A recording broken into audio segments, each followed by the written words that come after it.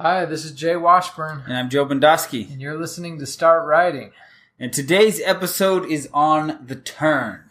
And in it, we are going to be talking about the psychology of curiosity and how we create it to help pull readers forward. But first, we have This Week in Critiques. So I was reading this line. It was about an FBI agent, and her home was a mess, and she was looking for her phone as it was ringing. And I came across this line, and it bothered me. She found her phone under a stack of old case files, and I was like, "It's a phone. Like, it's not going to be under an old stack of case files. It could have been under last night's stack of case files." Whoa. Once again, we dropped the mic.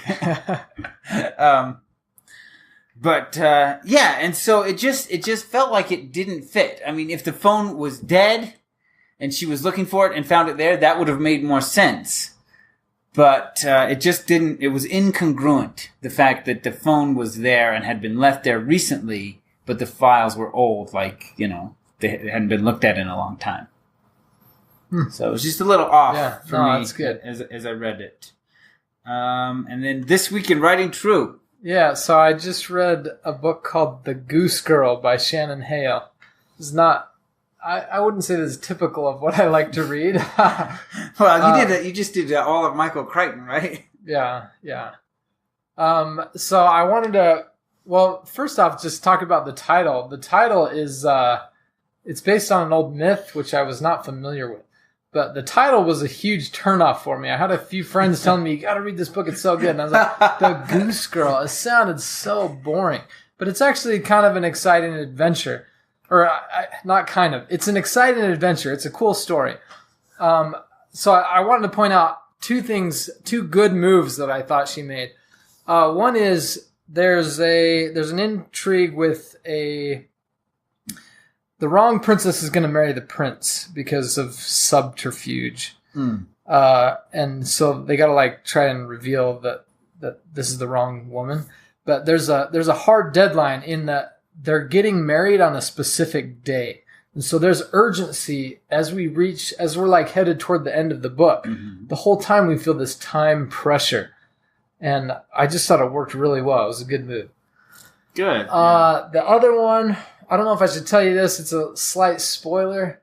She's close to this horse that she cares about, and the author is willing to let something very bad happen to the horse. And I just felt that it kind of shocked me because I was expecting more of a fairy tale, and Shannon Hale was not willing to go easy on her protagonist, which is what I was expecting.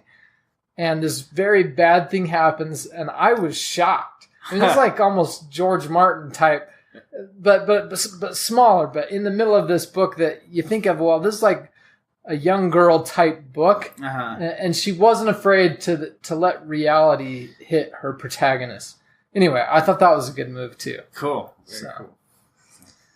All right, so the discussion: the turn and the psychology of curiosity. So the turn is a screenwriting term that you may not be familiar with. And so a lot of times this is referred to as kind of a cliffhanger. And literature doesn't have a strong reference for what the turn is, but it's something to really make the reader go, what's going to happen next? And there's a variety of different ways that drives this, but essentially what you're really trying to do is create a strong enough curiosity to pull them forward into the next part of the book. Right? And so in screenwriting, they call it the turn. Every scene needs to end with a turn. Something that makes the reader go, what happens next? I need to know. Right? And so in writing structure, there are a couple turns that most writers are familiar with. You have your inciting incident, which is a big turn. You have your midpoint turn. Some stories will include a false victory. And then you have, of course, all is lost. And these are all big turning points where the story shifts direction and makes the reader wonder what happens next.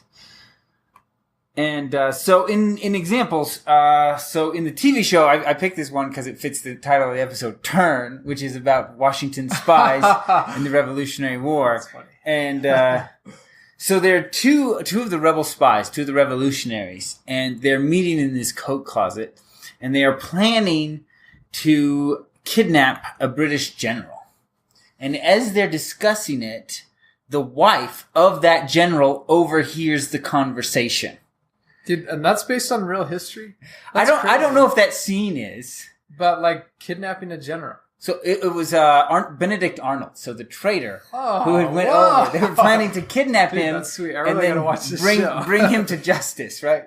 So she overhears the conversation, right? But here's the thing. She hates her husband.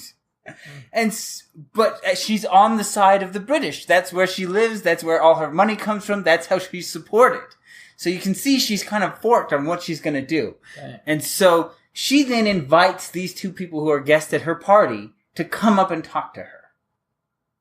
And that's the turn. You're like, which way is she going to go on this? Is she going to turn them in and get them captured and imprisoned for being spies? Or is she going to help them get rid of her husband? Like, it could go either way.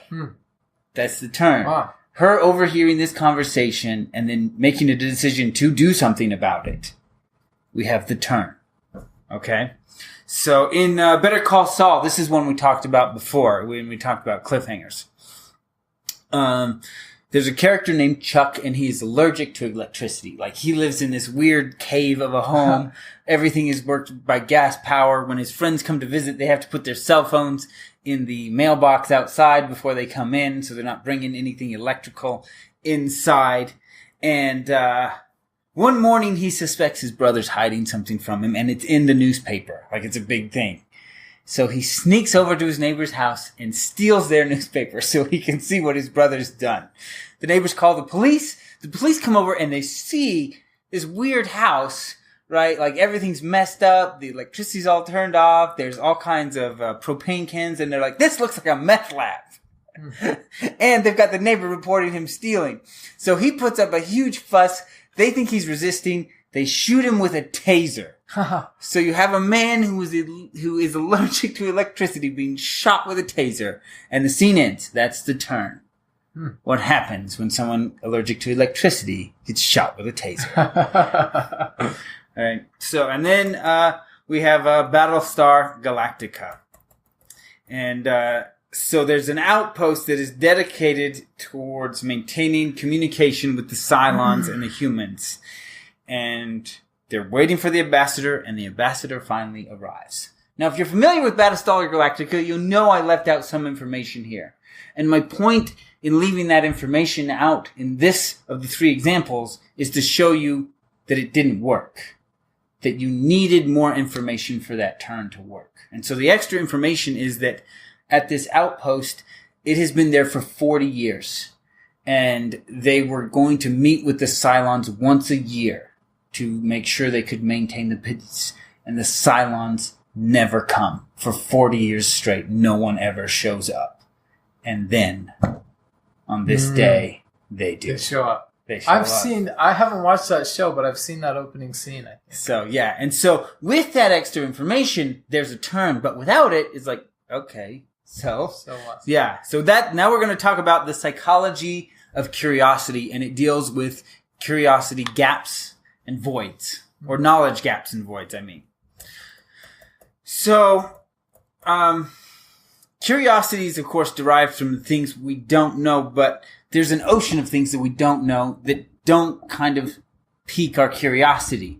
And what we call this is a void. The point is that if there is so much we don't know, then we kind of don't care, right? Think of it like a puzzle, right? If there's a puzzle completely undone, I'm not interested in the puzzle. I'm not a person who likes puzzles in general. But if I walk by a table and there's like 3 pieces not put in, it's like, you gotta put those in there. You can't just leave that out. Like, it's just 3. You have to do that. Can't walk past that. Man, that's a good example. And that is the difference between a void and a gap. A void is an undone puzzle. If that's not your thing, you have no interest. But the gap is those 3 pieces. And so the point is to get the audience or the reader to feel like there are 3 pieces left. You just have to put them in there, right? And so that is the difference between gaps and voids. And so we need to actually control that flow of information to make sure we create a gap. But at the same time, you can't give them so much that they feel like there is no gap. I know everything. I know how this ends. That puzzle example is good. It's a good one, yeah. So studies have actually shown that when people track their goals, as they get really close to the end, they start to work harder and they will do more to get there. They have a stronger motivation to finish because they see I'm really close. And so as you're telling this story, that knowledge gap is designed to create that feeling of that stronger motivation to proceed forward because you feel like I'm almost there. Right? We talked about this a little bit in set pieces where we talk about, maybe the end of the story is in the next chapter, but the answer to my set piece is, right? Yeah. That's derived on the idea of a knowledge gap. There's a little gap and they could get those last 3 pieces of the puzzle in the next chapter. So the trick here is how much information do you give them, right? Without giving them too much. So I'm going to walk through a few examples of a stage here. So we say, I'm going to work. That doesn't really pique anybody's interest. It's a knowledge void. There's not enough information there to really pique anyone's interest. You say, I'm going to a crime scene. Maybe a little more interesting, but not a lot. But you say, I'm going to a murder crime scene. The victim is missing half his face, but we know that's not what killed him. Right? Oh, yeah, that works. that should pick your curiosity just a little bit. Like, wait, what's going on? Now, here's the interesting thing. What I've given you is exposition. Now, as a writer, when you first start writing it, people say, don't do exposition dumps. Doesn't work. Readers don't like it. It's boring. But what I see in a lot of early writers and even in my own work is that you tend to dump exposition just to dump exposition. You want them to know everything, as opposed to saying, I am intentionally dumping enough to pick your curiosity. I could have given you more here, but if I went much more than that and told you how he actually died, curiosity's gone. You have to leave out that piece of the puzzle to drive that curiosity. Right? And so... Man, so Dan Brown does this. Chapter 1 of the Da Vinci Code. My gosh. Well, and I think of Dan Brown when I think of this topic. But the chapter 1 ends like you see this, what appears to be a gruesome murder scene. And the very last line is, he did this to himself. Right. So, and because there's like these weird symbols painted in blood and stuff all over the floor. Right. And so he does the exposition throughout the chapter, and then that last line is, he did this to himself. Right. All of a sudden you're like, what? You just tear into the next chapter. Yeah, I think you're right. Dan Brown does this a lot. He's all about these curiosity gaps. Yeah. And so, like I said, so this is kind of the exposition paradox, because writers are told, don't write exposition. It bores readers. But I'm going to say, don't write exposition without purpose. Right? And the purpose is not just so the reader will know. The purpose is, I am building a specific curiosity gap, right? I'm not telling you about everything in my world. This is how my magic works. This is how my government works. I'm saying this chapter, I want you to walk away with this curiosity. And so you then ask, what exposition leads to that curiosity, and what do I leave out to make sure that you have that curiosity? Right? And so I think it's a very different approach to exposition, saying that you're using it intentionally to create that curiosity. Yeah, man, I keep thinking about the puzzle example, but it's a good example. As a writer, you have a specific piece in your hand, and then and you're thinking, this is the one that I want them to be curious about, because that's where the story is headed.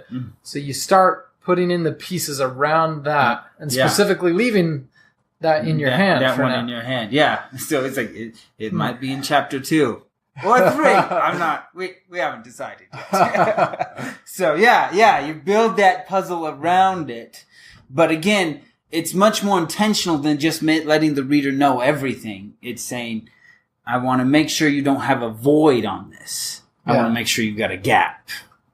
So that's good. Good stuff. Now, there is another technique in creating curiosity, and this is the twist.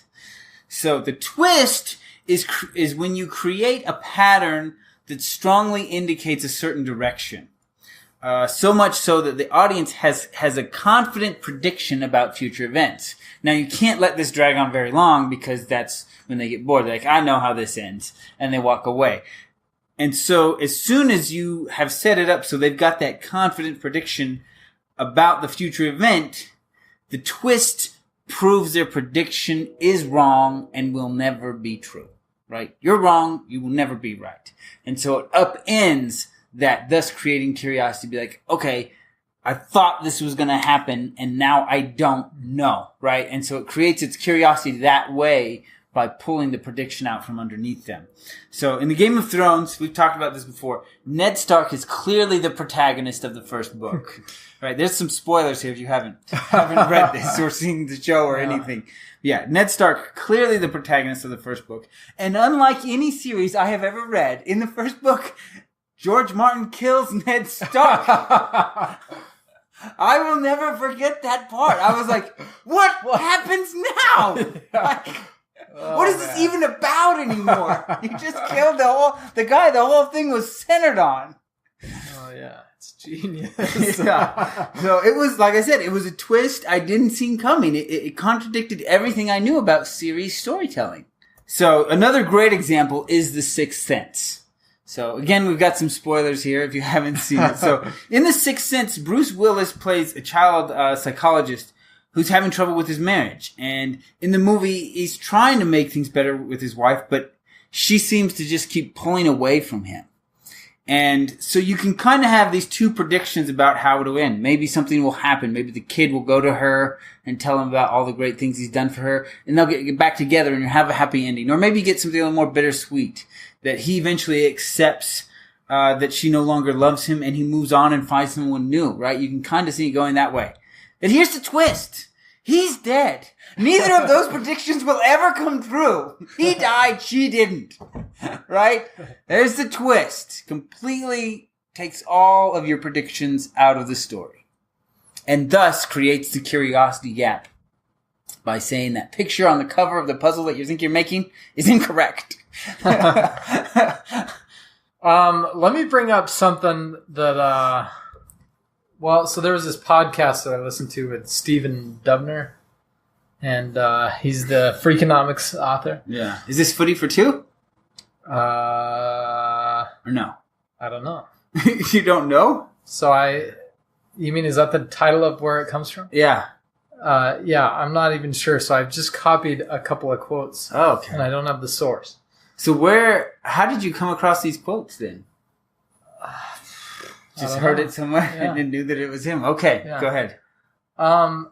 Okay, so they talk about, like, if you think about in a basketball game, LeBron James is coming down the court and he may or may not score a point. Mm-hmm. But in basketball, if you score 1 point, 2 points or 3 points at a time, it's usually not that big of a deal, right?